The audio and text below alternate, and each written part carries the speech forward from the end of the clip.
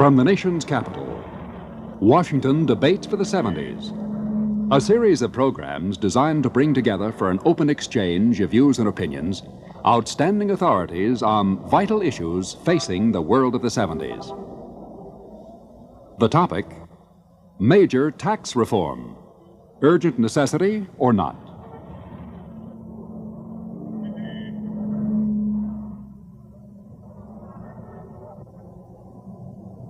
Now, here is Peter Hackis. Ever since the bygone days of British taxation without representation, which, as you may recall, was one of the major reasons for the American Revolution, taxes have been the subject of keen dispute in this country. Periodically, often for political reasons, leaders of one group or another launch a campaign to revise the American tax system. Just such an outcry is being heard across the nation today. But what kind of tax changes should there be? Which groups of taxpayers should reap the benefits?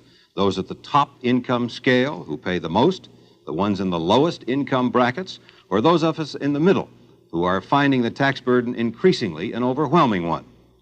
Should tax revision, or tax reform as the revisionists call it, be selective? Should it include, for instance, changes in the taxes that corporations pay?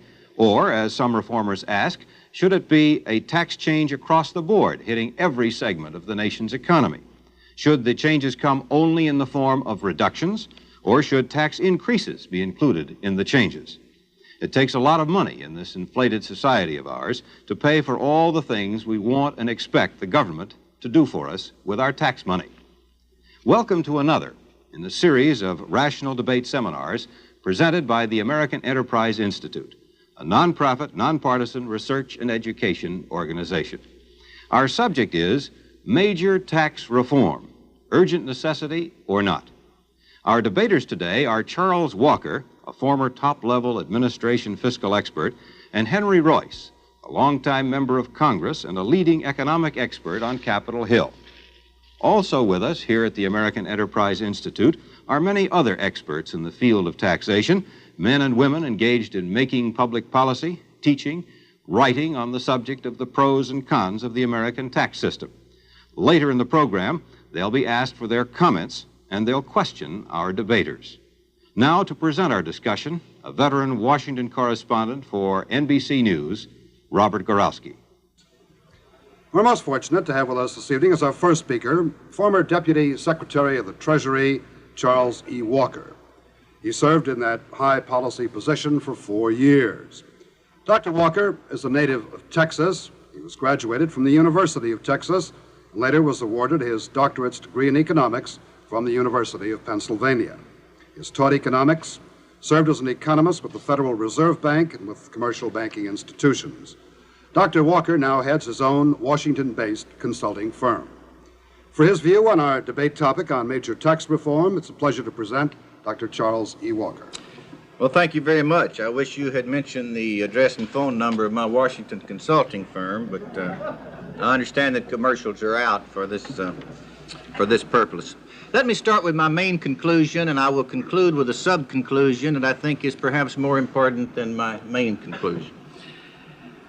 I believe very strongly that the federal income tax system is basically a fair and effective system. I also believe that as a result of the Tax Reform Act of 1969 and the Revenue Act of 71 legislation, which I had the privilege to manage in the Congress for President Nixon, that as a result we have a much better system today than we had only 4 years ago. What we really need is to ask whether our system is biased against investment in favor of consumption. I think it is. And rather than further increase that bias, as I think my opponent would want to do, I think we should reduce that bias. I think I can best make my case for Congressman Reuss to comment upon by trying to separate fact from fiction, myths from realities with respect to recent discussion of the federal income tax system, particularly those you heard from about January 1972 until the election was ended. Let's start with myth number one. This is that rich people get away with murder when it comes to paying federal income taxes. Now, what's the reality? What's the truth of this? This myth seems to have grown out of the disclosure by Congressman Reuss some months ago of what I think were misleading and incomplete data indicating that some 110 or so individuals with more than $200,000 in adjusted gross income, that's a figure you see on your tax return, paid no federal income taxes in 1970. Well, the first point to note is that back in 65, 66, before I came to town or President Nixon came to town, that figure was in the range of 300 to 400 people. So 110 might look to be pretty good progress in getting rich people to pay taxes. But the second point to note is that the figures that Congressman Reuss announced were from unaudited income tax returns, and anyone who has tangled with an income tax auditor knows that what you file may not well be what you actually pay. And as the audit process has taken place, the number of non-taxpayers has dropped sharply and now stands, I'm told by the Treasury, at about 85 people. And as that process continues, it will drop. One return, a fellow showed, I think, about $400,000 in gambling income and $400,000 in gambling losses. A very happy coincidence, but I'm not sure he can demonstrate that to the satisfaction of the tax auditor. Furthermore, the Tax Reform Act of '69 was staged in and did not have time to have its full impact before these 70 flash returns came in. Stated differently, the Tax Reform Act, I think, '69 Act, is proving to be highly effective through the minimum income tax and other measures in reducing the number of rich people who pay no income taxes. But, and I say this especially to the press in the room, the most underreported aspect of this whole matter has been the number of rich people with more than $200,000 income who did pay taxes. There were 15,200 of those versus the 85 or less who didn't. That's 99% plus, and they paid an average of $177,000 per person, an effective rate of 44% on adjusted gross income and 60% on taxable income. Rich people do pay taxes, and they pay through the nose. Let me move on to myth number two. Myth number two, the Tax Reform Act of 1969, it is said, and the Revenue Act of 1971, it is said, provided a bonanza to business and the rich while increasing taxes on the working man. You heard a lot about that last year. For the 4 years, 69-72, these two acts, including accelerated depreciation, which you'll hear about tonight, raised the tax bill on corporations by $5 billion, but lowered the bill for individuals, and mainly low and middle income individuals, by almost $19 billion. And as to rich individuals versus those not so well off, the president's low income allowance removed some 12 million people at the poverty level from the tax rolls. Individuals paying taxes in the bottom bracket had their tax bills reduced 82%. Individuals in the highest brackets above $100,000 had their tax bills increased 7.5%. Myth number three.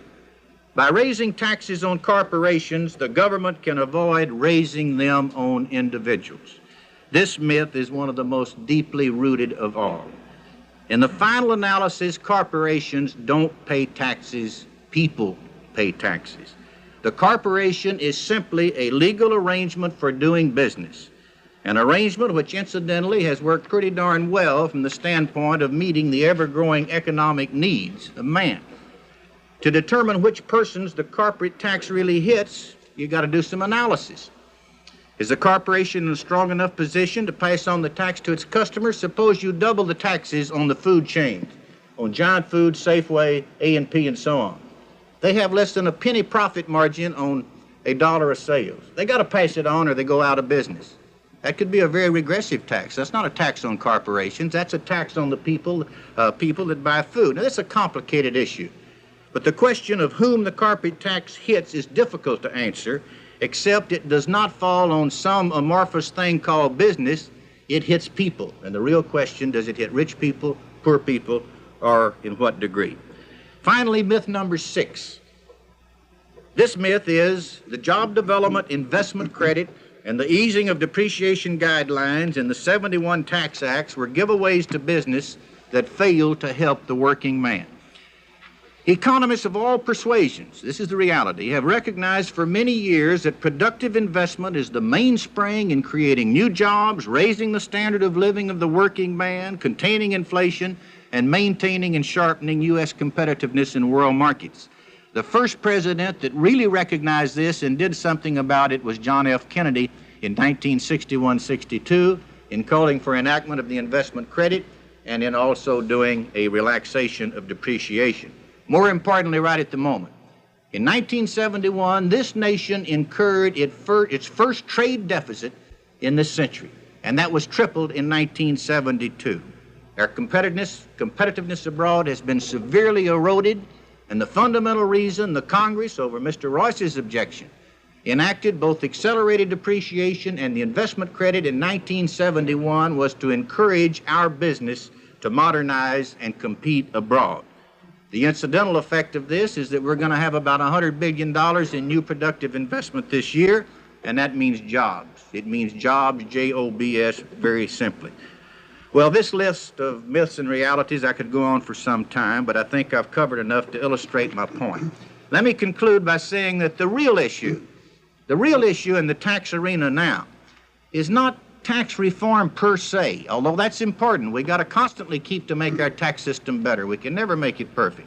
The real issue is that the typical American believes he bears too much of a tax burden in state after state and county after county and precinct after precinct. He believes that he's not getting the bang for the buck for the tax dollars he is sending to Washington. He believes that Uncle Sam has grown too big for his britches and ought to be cut back. And he believes very strongly that Uncle Sam this year ought to be able to struggle along on $250 billion as the president has proposed, and that's why the American people strongly support the president's drive for bringing federal spending under control. Thank you. Thank you, Dr. Walker. A negative reply to our rational debate question, major tax reform, urgent necessity or not. A different point of view now from our second speaker. Henry Reuss is serving his 10th term as a member of the U.S. House of Representatives, representing the 5th District of Wisconsin. Congressman Reuss is one of the leading spokesmen on Capitol Hill on economic matters and has long championed tax reform. He serves on key committees dealing with fiscal and monetary policies. Henry Reuss was born in Milwaukee. He received his undergraduate education at Cornell University, went on to his law degree at Harvard. Congressman Reuss is the author of several studies in book and article form on the pressing issues of the problems in economics confronting the nation today. It's a pleasure to present Congressman Henry Reuss. Thank you, Bob, and it's good to be at this eminent forum and with my old and esteemed friend, Charlie Walker, on the other side. My view, of course, is just opposite to that of Dr. Walker's. I think our federal income tax system is a mess. When you ask whether it raises enough revenues, the answer is it does not. Does it encourage full employment without inflation? It does not. Does it interfere with economic efficiency? It certainly does. And finally, is it fair? It is most unfair. Let's look at each one of these charges. On revenues, we thought by this time we were going to have a fiscal dividend with money running out of Uncle Sam's ears. Instead, as a result of the war in Vietnam, as a result of the escalation of expenditures generally on the spending side and the erosion of our federal income tax base on the other side, we now are in the grips of very severe deficits. The 1974 budget of President Nixon is headed for another deficit, even though he is cut to the bone in the budget sent to Congress, health, education, pollution funds, even the funds for wounded Vietnam veterans, although that happily has now been withdrawn. In any event, whether you've got Democrats or Republicans in charge, in order to conduct the ordinary business of the federal government, we're going to need additional revenues. How do you get those? I think a general tax increase at this time is politically infeasible and economically deflationary. I don't think we want it. This leaves plugging tax loopholes, and in a bill submitted by myself and some 57 colleagues in the House of Representatives, we feel that we could recover, just by plugging the capital gains loophole, asset depreciation range, hobby farms, minimum tax, and a few others, we could recover about $9 billion a year on a quick yield basis in federal revenues, and thus be able to do the things which your federal government needs to do and which the people wanted to do. Cut out the foolishness, but let's at least stick to the essentials. Well, what about full employment? Does our present tax system make jobs? Just the contrary. In many respects, these loopholes fracture American jobs. Take the tax loophole under which an American corporation, if it operates a plant in the United States, has to pay, and properly, a tax on every penny of income it makes, whether it pays it out in dividends or not. Let that corporation, however, put up or buy a plant in Europe or in Asia and keep its money over there, not repatriated in dividends. It then pays no federal income tax whatever on that income.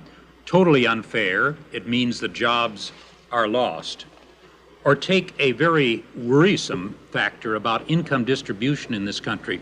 Just in the last 3 years, which happens to coincide with the administration of Mr. Nixon, the shares of our national income obtained by the top 20% of American people, and particularly by the top 5% of American families, have gone up at the expense of everybody else, principally the fellow in the middle, the average wage earner.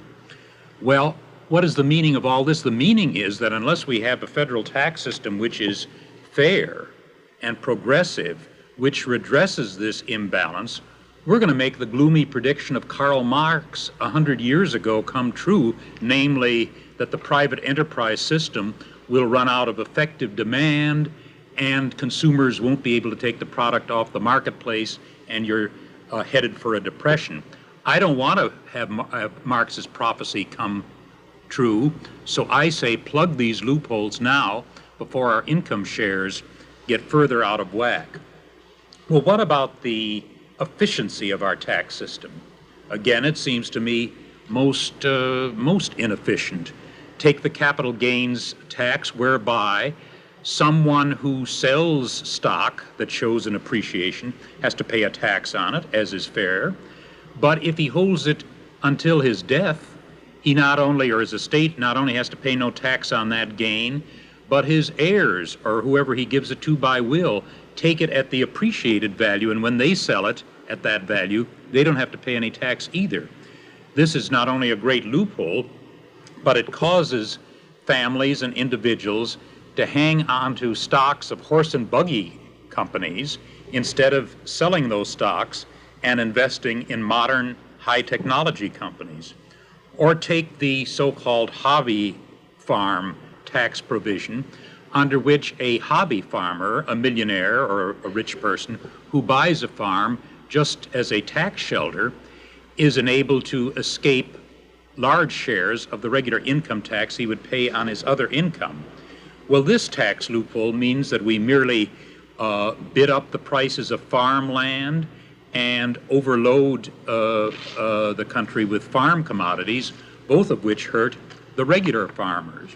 The cost of these loopholes in terms of what they do is unbearable. For example, we spend $1.4 billion a year of taxpayers' money in fostering oil exploration in this country, so it is said, via the oil depletion allowance, yet a Treasury study a few years ago calculated that that only resulted in about $140 million worth of new domestic oil reserves. In other words, it cost 10 times as much to get the reserves as the reserves are worth. Finally, we need equity in our tax system. I think it's outrageous that Gulf Oil Company in 1970 made almost $1 billion in net profits, and on that income paid only 2% in federal income tax.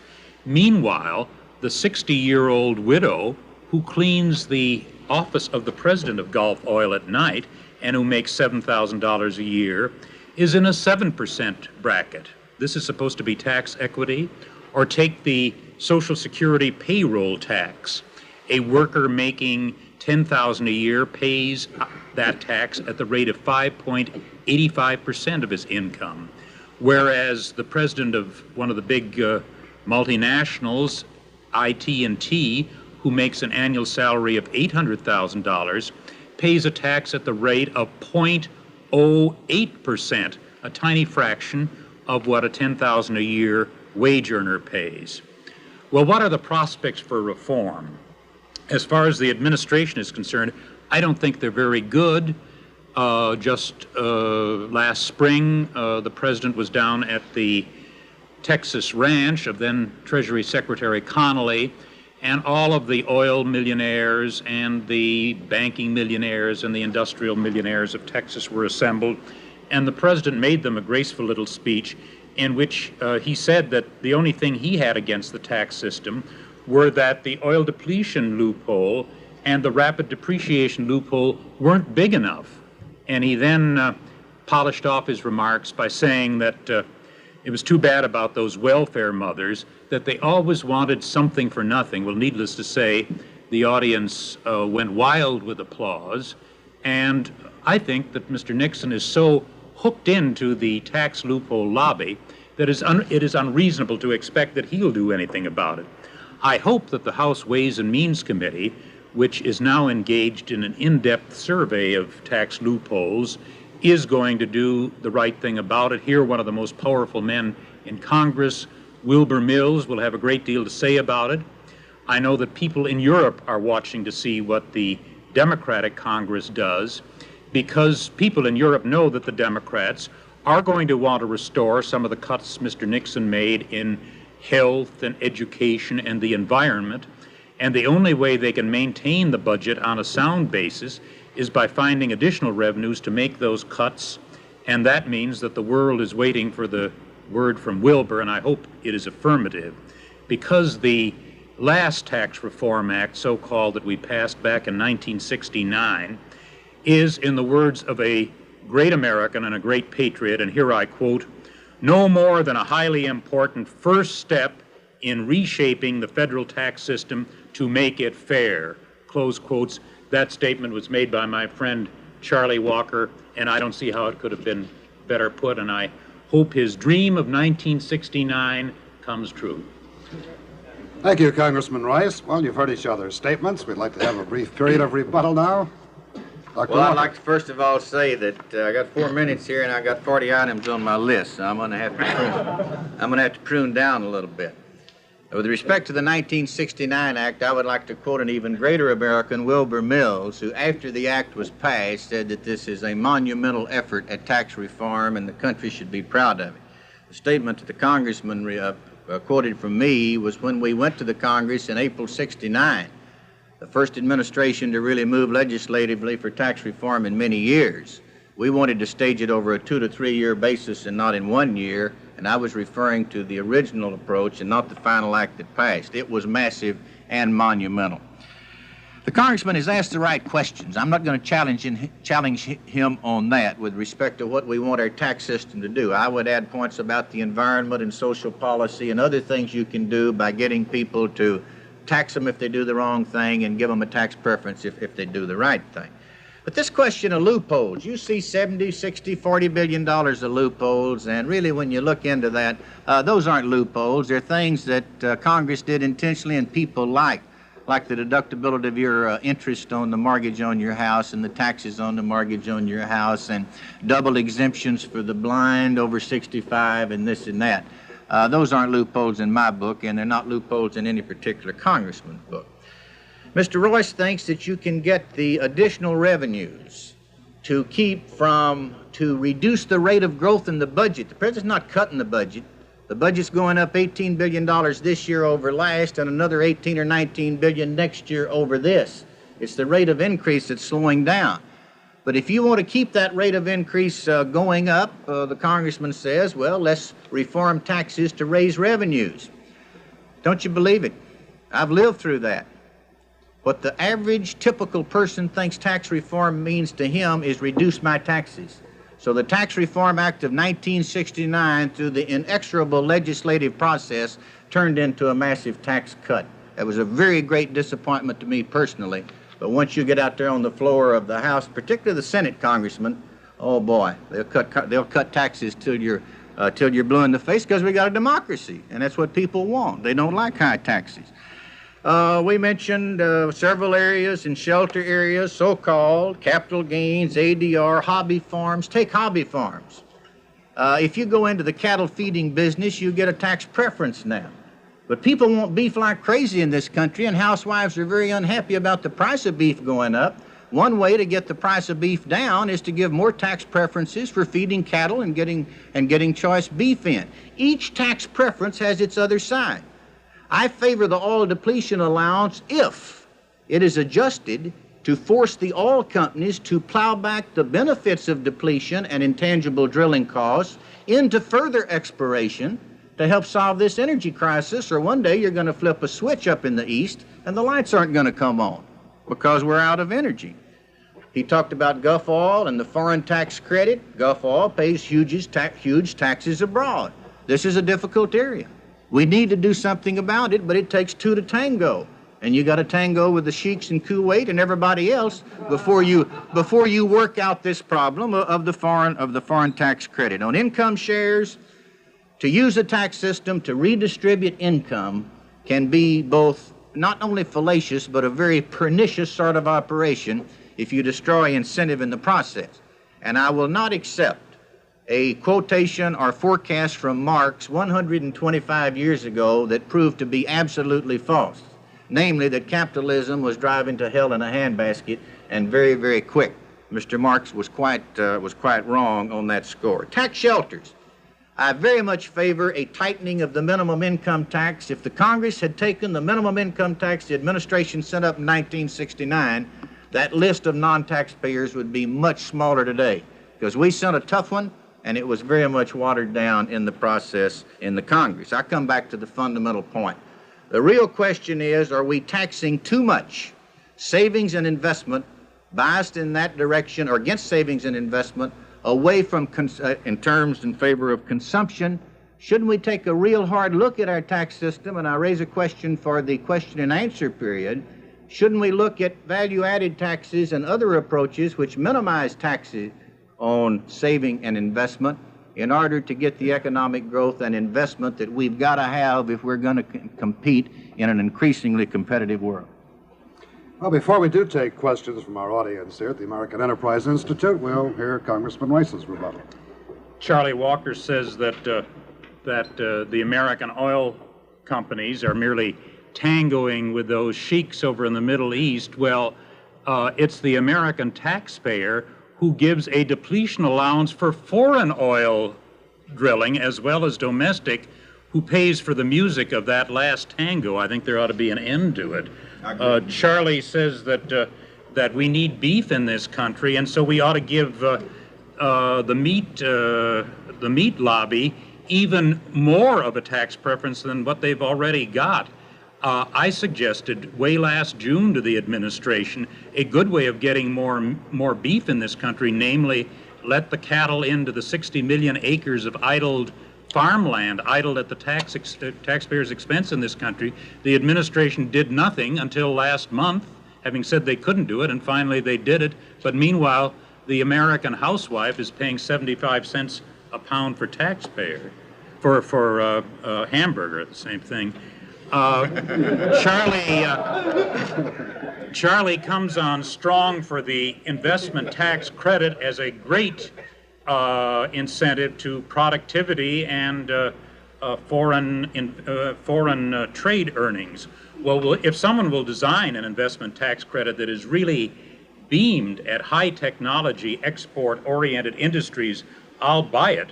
But the present one, which costs the taxpayers $3 billion a year, is for investment, whether it's needed or unneeded, whether it's good, bad, or outrageous. Take the case of Mr. Joe Conforti, who owns a big chain of houses of prostitution in Nevada where they're legal. Joe was on television a few weeks ago bragging about how he just loves that 7% investment tax credit which he gets on new beds. Here's Joe. I don't see any reason why my business shouldn't be treated just like any other business. And the Internal Revenue thinks the same way we do. Well, the American taxpayer thinks the whole thing is unfair and immoral, and it wants those loopholes plugged. On this investment tax credit, I think it should be repealed. Business fixed investment in this country, according to the Council of Economic Advisors, is increasing this year over last at the rate of 14%, and this added stimulus is just heaping inflationary fuel on the fires of inflation that exist anyway. On this point, I'd like to quote from one of my favorite public figures, quotes, "Repeal of the investment credit will tend to dampen demand in a sector of the economy that is moving much too fast, the market for business equipment." Well, that statement was made back in April 1969 at a time when business investment was rising at a rate of 10%, as opposed to the 14% which it's rising now, and the reasons for repealing the investment tax credit are much greater today than they were 4 years ago. But the man who made that statement was, as I say, a great American, a great patriot, and a great friend of mine, then Undersecretary Charlie Walker. And as I said before, in 1969, Charlie Walker was my leader. It's just that in 1973, I think he's giving us some very poor advice. Obviously, depending on where you sit, the American tax system is either eminently fair, as Dr. Walker says, or extremely biased and one-sided in the view of Congressman Reuss. Dr. Walker, as one of those who helped set up the present tax system in the Nixon administration, agrees there should be some changes, but he warns that any drastic shifts could put the whole economy in peril. Representative Reuss, on the other hand, says that unless the U.S. tax system is modified, the loopholes closed, the country is headed for trouble. To challenge both speakers, let's go now to our panel of experts for their questions. Your question, please. I'm Tom Stanton of the Tax Reform Research Group, and I'd like to address my question to Mr. Walker. On June 22nd of last year, President Nixon at a press conference promised he would send tax reform proposals to Congress by January 1st, 1973. On June 24th, Secretary of the Treasury Schultz wrote in a letter to Senator Javits that this statement by the President was, quote, a firm commitment. You were a very high official in the Treasury Department between June and the first of the year, and I was wondering if you could tell us why the President was led to break his word. Well, my comment on that question is I don't think the President has broken his word in the sense that he meant it in those press conferences and Secretary Schultz meant it. I think what he meant was that he would have proposals for the House Ways and Means Committee when Mr. Mills and his committee was ready really to take up tax reform and have the administration position. Mr. Mills has elected in the hearings to start with a series of panels to discuss the issues and then have public witnesses. So far as I know, and I have no inside information on this, so far as I know, the President will be sending tax proposals early in this session of Congress. And if you want to make a federal case on January 1 versus, say, April 1, well, it's fine with me. I would simply say that the first major tax reform in the history of this republic was passed in the first year of a Republican administration and signed by a Republican president. Question back here, please. Got a question, sir? I'm Roger Freeman, Hoover Institution at Stanford University. My question is directed to Congressman Reuss. You referred to the huge tax loopholes which are available to rich people and enable them to escape their proper share of taxation. I wonder whether you have studied the amount of personal income which presently is not subject to the federal income tax. You may, and I presume you are aware of the fact that as of 1970, out of $805 billion of personal income, only about $400 billion were taxable incomes, which means that about half of all personal income is not subject to taxation, federal taxation. Have you in any way studied the distribution of that $400 billion of non-taxed income between the high and the low income groups? And have you come to any results? What share of that non-taxed $400 billion accrues to persons in the high brackets and how much in the low brackets? I have another comment on that, but I think... Let's get the answer to the question Let first, me if we may. answer Congressman Mr. Reuss. Freeman's question. Yes, I've made a close study of it, and I've relied particularly on the pioneering work of Pechman and Oakner at Brookings Institution, from which one concludes that while, of course, great sums of income are remitted to taxpayers in the form of allowances for their children, medical expenses, home ownership costs, and so on, all of which is a perfectly equitable system of dividing up tax monies, that some 30 billions, underline that, 30 billions a year is excluded from adjusted gross income from loopholes like the capital gains, state and local bond interest, accelerated depreciation, percentage depletion, so that the kind of loopholes which add to the burden on the average taxpayer are in very large part precisely those loopholes which are enjoyed by wealthy tax avoiders who can employ the world's most skillful lawyers to point out these tax avoidance methods to them.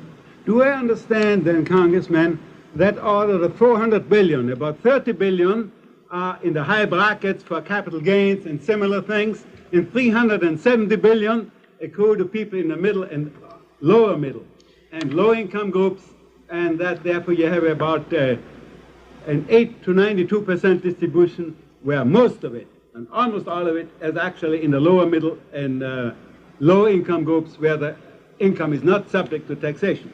Yes, I may seem old-fashioned, but to me, $30 billion is a lot of money, and if we could put just a small part of that, say 10 billion, into the federal treasury, then we could give tax relief to those who need it most, or at least freedom from the grinding succession of overall tax increases, which has been the lot of the average taxpayer, the average wage earner in this country. So I say that $30 billion, even if it isn't more, and there are authorities who say that it's more like 70 or 80 billion, but even $30 billion worth of loopholes is 30 billion too much.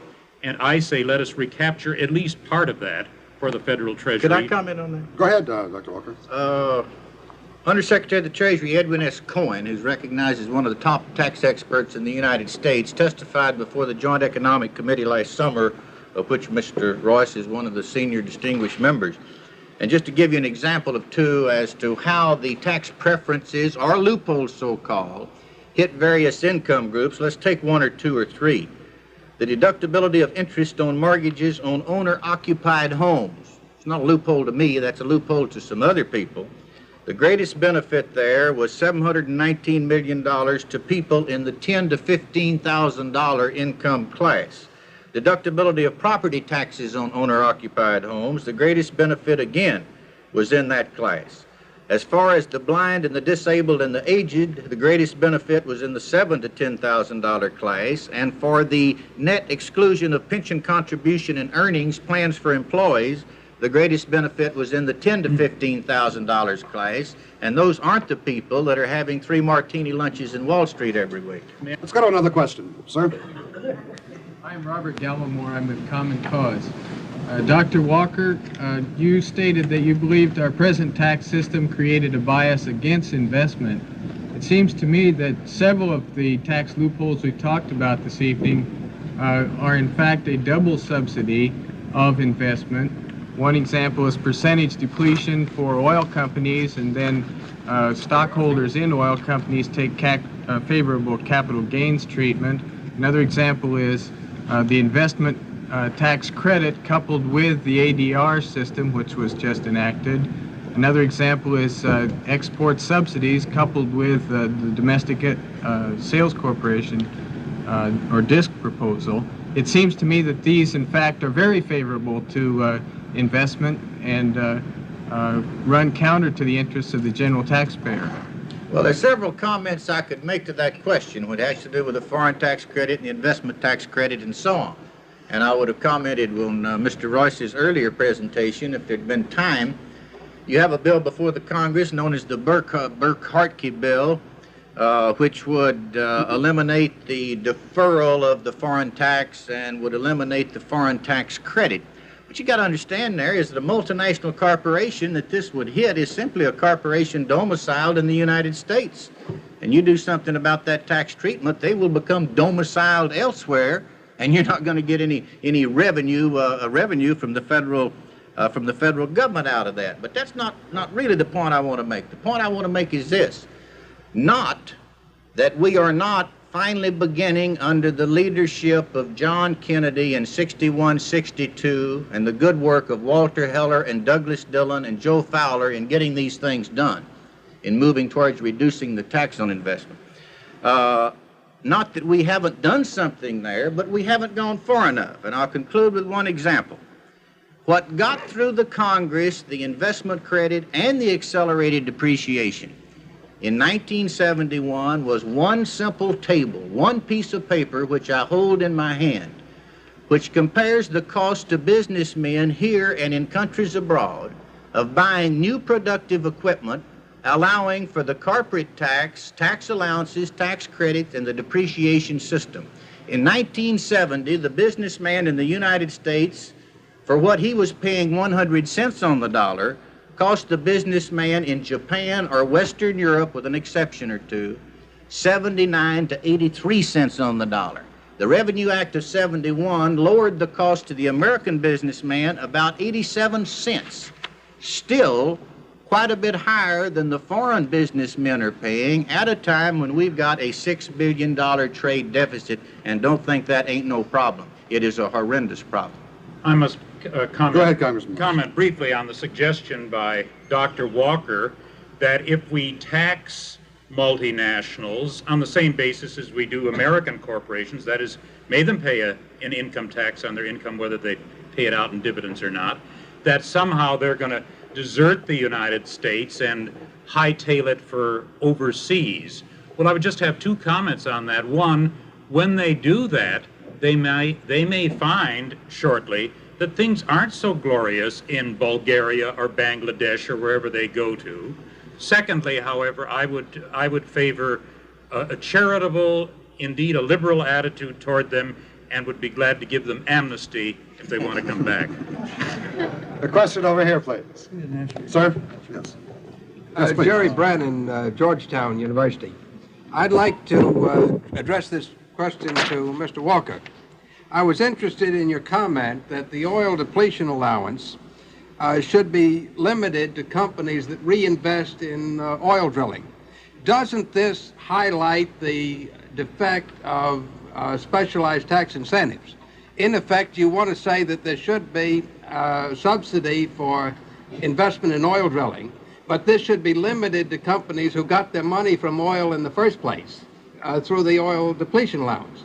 If you want subsidy for oil investment, wouldn't it be better to just do it outright and not limit it to companies that earn their money from oil? Two comments on that. My very good friend and former helper in the Treasury Department, Jerry Brannon, who's a tower of strength on the investment credit, not on depletion, but the investment credit. You give me a choice. And some of my former bosses at Treasury disagree very strongly with this, but you give me a choice on creating a social good and a good social effort. You remember how we beat our heads out trying to get Congress to pass a lead additive tax on gasoline in order to clean up the environment. We didn't win that one, but you give me a choice of achieving a good social goal through a tax subsidy on the one hand, or an outright government subsidy on the other hand. I'll take the tax subsidy every time for two reasons. One, it works through the market process and induces the company or the person to do something he wouldn't do if it weren't for the tax subsidy. Second, you do not have to create a federal bureaucracy to administer the subsidy on the basis of the judgment of certain individuals, well-meaning, in various departments. Now, with respect to the depletion and the plowback proposal, which I've been for from some time, as Woodrow Wilson said when we set up the Federal Reserve System, we don't have a clean sheet of paper to work on. We are not reworking and remaking our economy anew from the word go. We've got something going. We have an oil depletion allowance, which was a result of a compromise between the House and the Senate in the 1920s on the basis of what they thought was actual depletion. And one House said 30%, the other House said 25%, and our great system, 27.5%, was the result of that. Now you've got a 22% depletion. And maybe you can get it repealed and put in this subsidy. But I would rather take that and work with it in the political process to make it a better subsidy to help solve the energy crisis, which it can be with plowback. Question back here, please. George Will, National Review.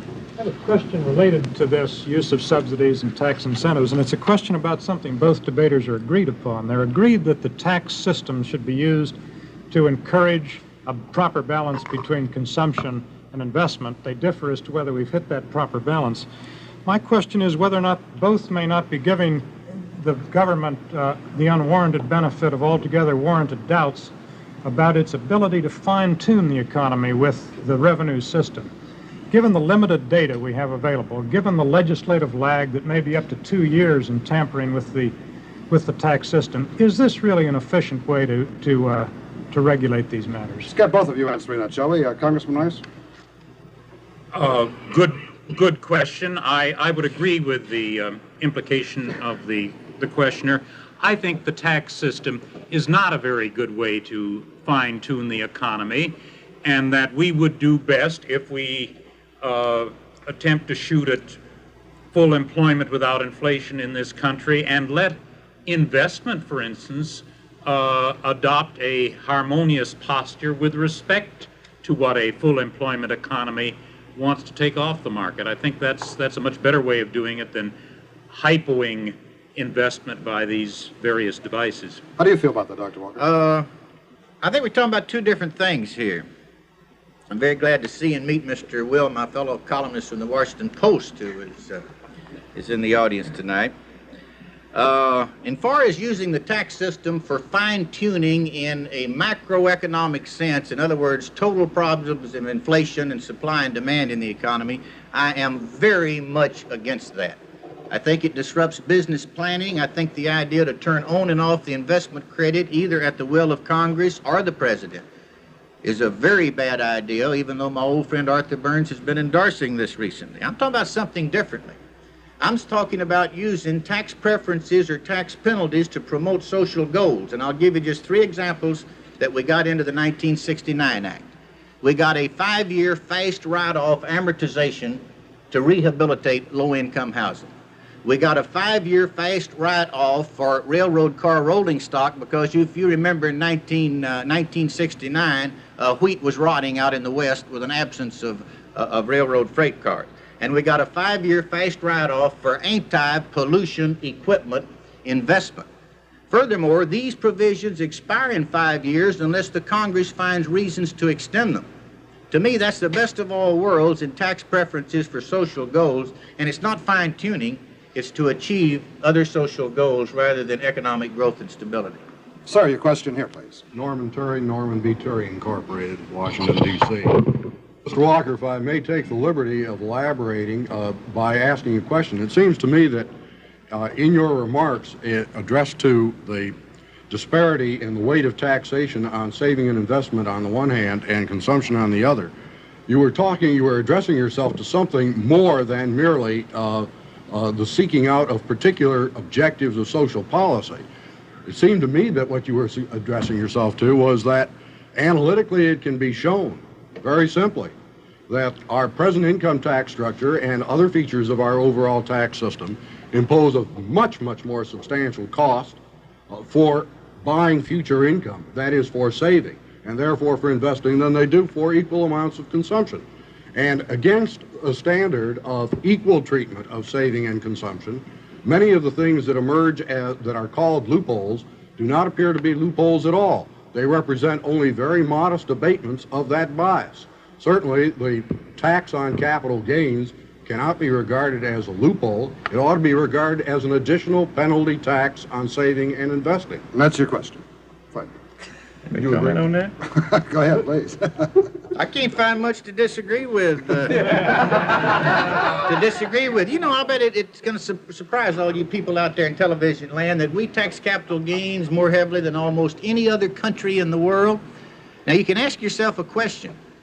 Are all those people in those countries, some of which have been growing, galloping relative to us, have they got their heads screwed on wrong? Maybe they got something, and maybe this value-added tax, I hate to open up a complete new issue, but it's involved here.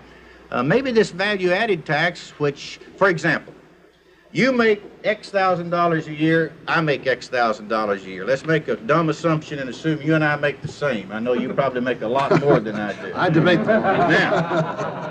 Now, in terms of the income tax, given the same deductions and same family situation and so forth, you and I will pay the same basic federal tax. We don't got capital gains, we just got salary and that sort of thing. But let's suppose that you're a very thrifty person and you save a big part of your income and you put it in the savings and loan to build houses, and you put it in the bonds to build factories, and you put it into the savings investment process, and we get a lot of good economic growth and jobs. And I throw mine away, my wife's here, on wine, women, and song, and high living, and don't save a bit. Under the income tax system, we both pay the same rate. But under a value-added tax system, which is not really a sales tax, it is a spending tax, the person that spends and doesn't save pays a higher rate. And it's time we started thinking about that, and these Europeans that are going in that direction, they're not all that dumb. Well, since you did open up value-added, do you want to comment, Congressman Reuss? Well, yes. First, briefly on the question raised by Mr. Turi as to whether we have enough incentive for business investment. Wasn't that your question? No. Well, then, Congressman Reuss, I was not talking about incentives at all. I don't regard these provisions as incentives. I regard them as extremely mild abatements of enormous bias against saving and investment. Right. All right. You say there's a bias against saving and investment.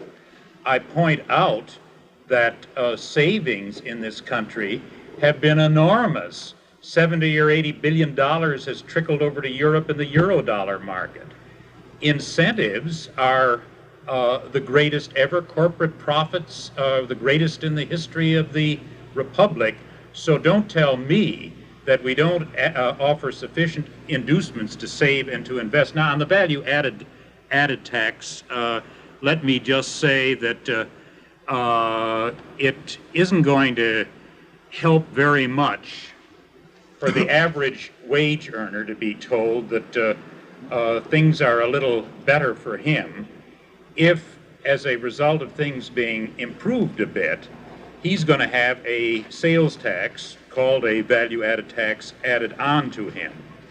I had thought that the value-added tax had been laid to rest by the recent studies of the very nonpartisan Advisory Commission on Intergovernmental Relations. Apparently, it is an idea that is still being toyed with by the administration.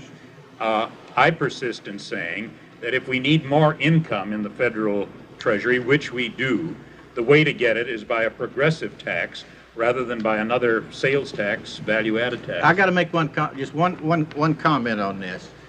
I very much agreed with the point in Congressman Reuss's paper, which he didn't make in his oral presentation, we had to be compressed, that the great growth in the payroll tax in this country is something we've got to be very, very concerned about. So I would like to suggest consideration of a value-added tax which can be put on a non-regressive basis very easily and made proportional for, say, $25 billion to use to substitute completely for the payroll tax. Well, I think the answer of the American wage earner, if he ever understood that, would be to say, thank you, Mr. Walker, for wanting to reduce our payroll tax, which is miserable, but thanks for nothing by offering to put another sales tax on middle-income people. That's what it would do, even with this little relief for the very poor. Then you have to ask yourself, why did the workers and the unions support the value-added tax in Scandinavia?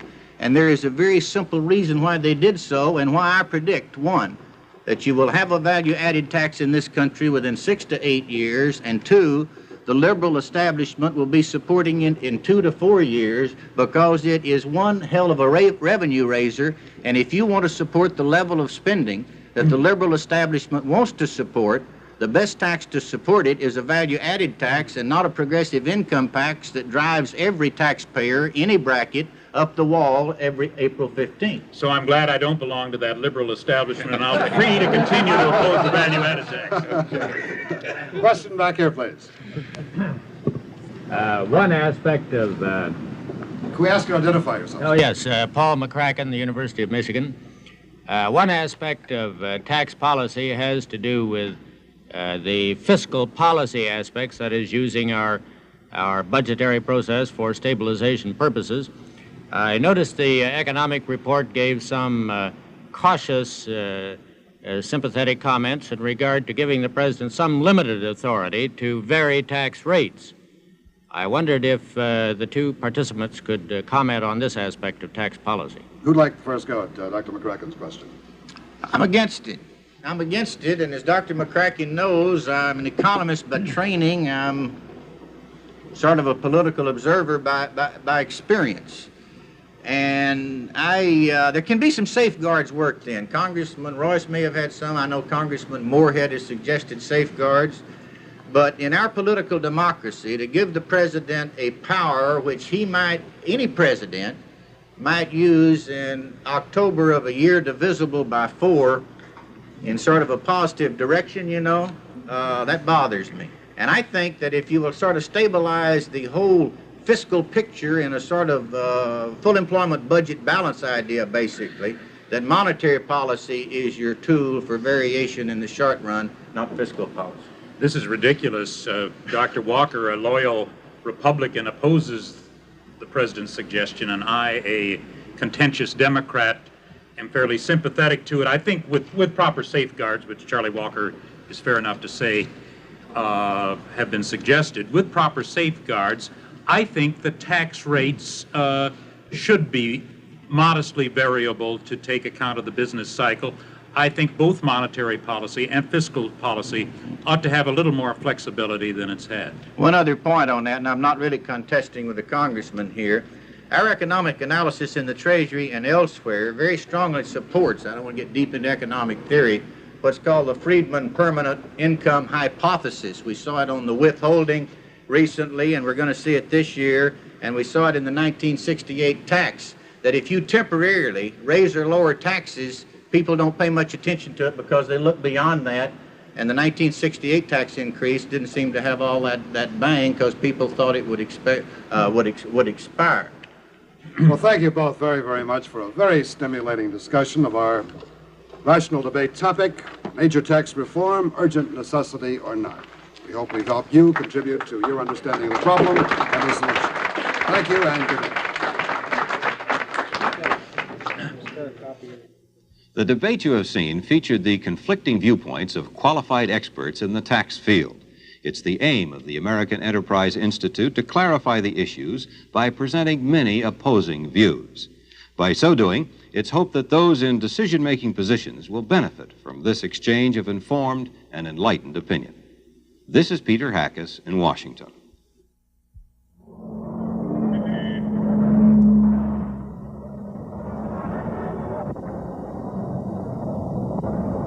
Washington Debates for the 70s is created and supplied to this station as a public service by the American Enterprise Institute, Washington, D.C.